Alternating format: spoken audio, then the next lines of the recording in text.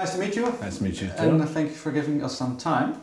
Right. I read in the text with the CD, the promotional text, that you had a trip in the Sahara some years ago.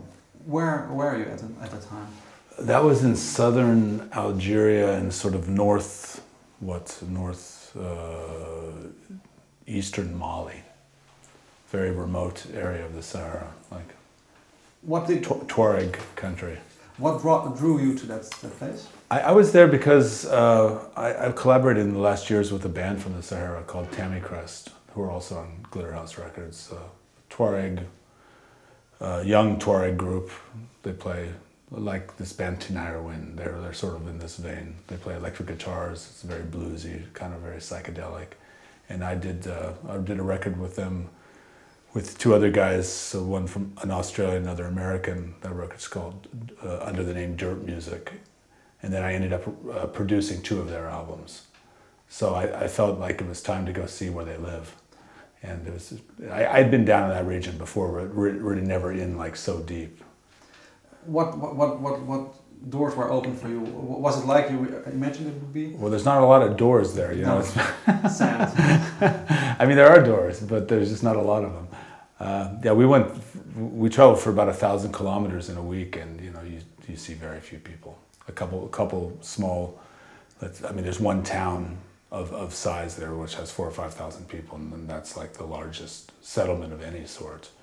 I mean, we were very privileged to be able to travel, you know, with local people. I mean, it's practically the only way you can do it anyway, because it's quite a dangerous area. I mean, there's a lot of weird stuff that happens there at night. You know, there's drug dealers out in the desert. There's a lot of heroin crosses through the southern Sahara there, coming from Somalia over to West Africa, and then gets shipped out to America. So there's a lot of strange things going on. A lot of guns.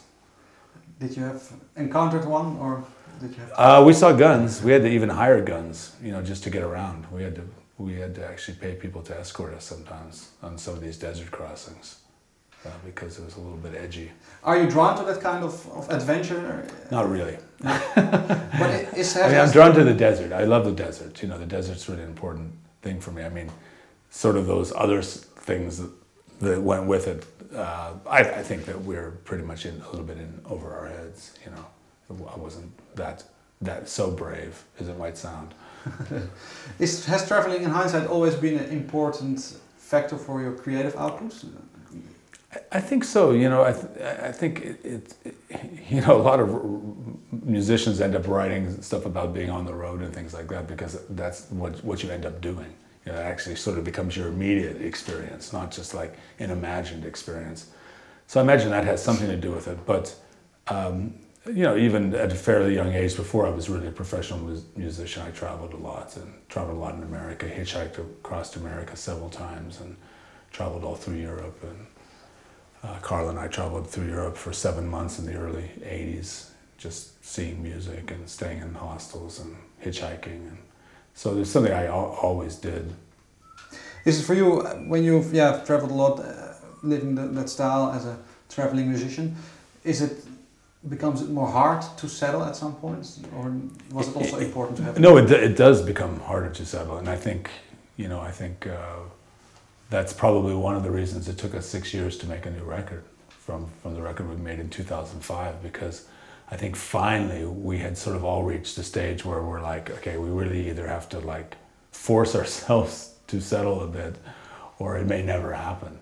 And everybody sort of went in their own directions, and, you know, concentrated more on their own personal lives, and you know, I guess, for lack of a better word, you know, just really focused on settling. You know, not just being, you know, one album to the next, one tour to the next, you know, this kind of lifestyle.